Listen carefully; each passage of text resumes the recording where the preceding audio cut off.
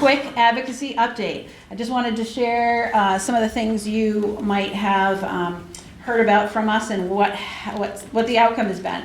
So a lot of you heard about our Dirty Water Advocacy campaign. We were on board. We were actually, the National Fish and Wildlife Foundation actually funded this work. We were able to get 170 signatories on a letter that went to our delegation. Hopefully you all received word about it, and maybe some of you signed on to that. We had some pieces published in the paper, and we had a dirty water event in Portland, and I feel like we made a big difference, and we're awaiting an update from DC, but the basic dirty water campaign was that the EPA was trying to, or the administration was trying to gut some of the clean water, some very specific clean water rules.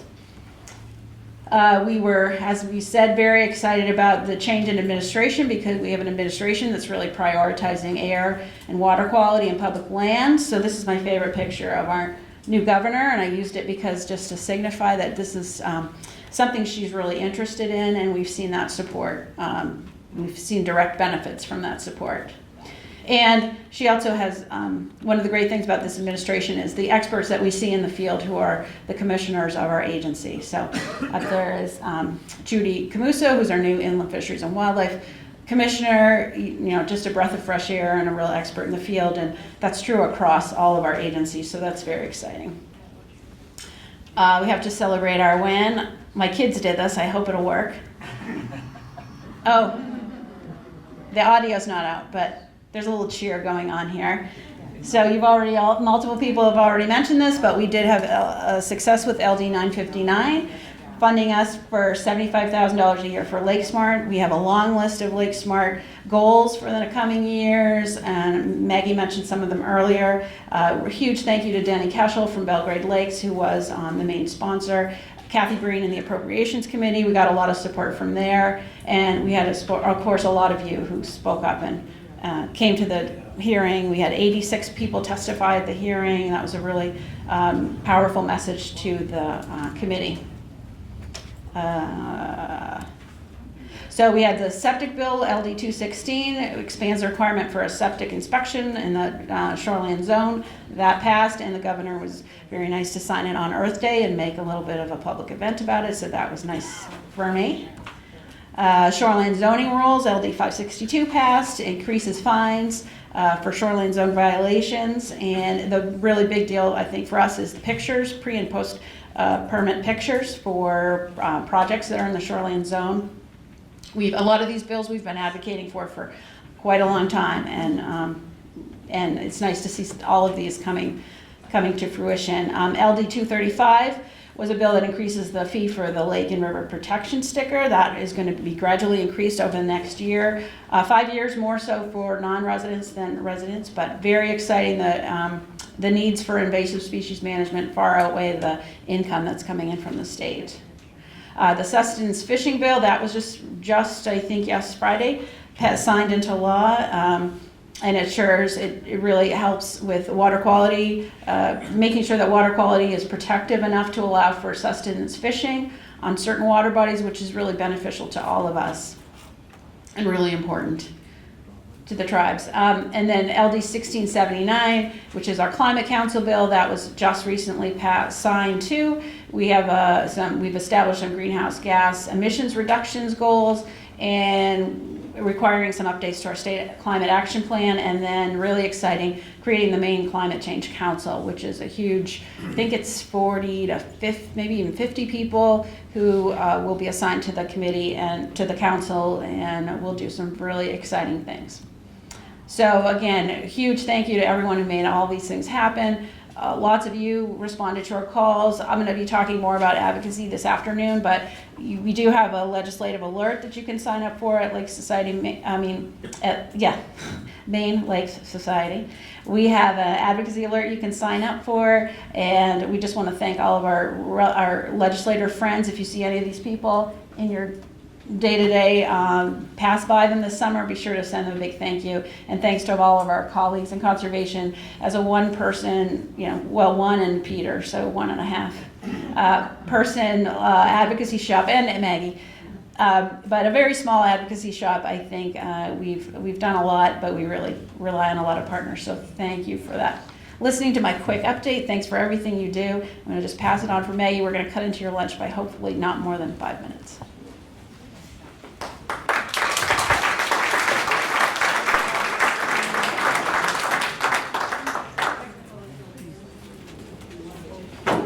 Before the award, I just want to say I made another mistake today, and that was I brought for distribution to coordinators of Lake Smart programs around the state. I brought supplies. Okay, I brought signs that are put at certified properties. We have 2 of these signs. One of them is large, that size, and another is new, in case people don't want to be in your face with shorefront signage. There's this small, actually it's smaller than this, dock sign.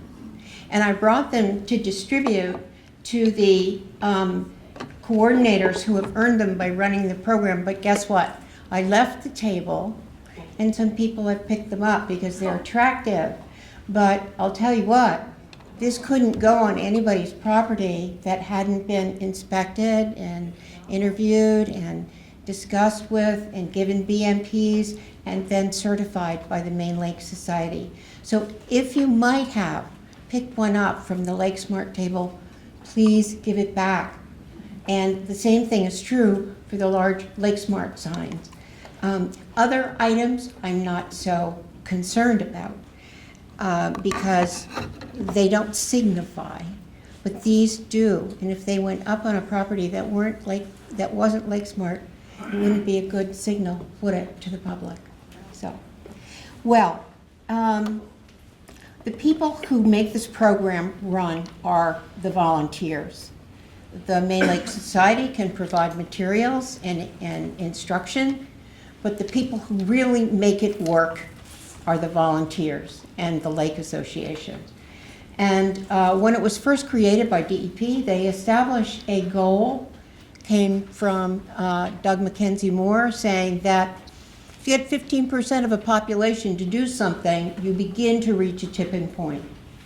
And 15% is the target for putting signs around a lake, for getting that many people to earn awards. Several years ago, one of our board members, Roy Lambert, who I'd like to invite up here, decided that his lake, which did not have a lake association, should have Lake Smart.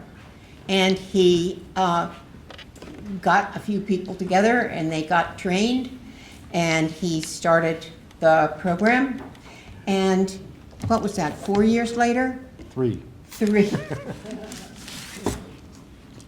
They earned the Lake Smart Gold Award. And they have 15% of all the homeowners on their lake have achieved a property that is not contributing phosphorus to the lake. So it is our pleasure to appreciate you and thank you and applaud you.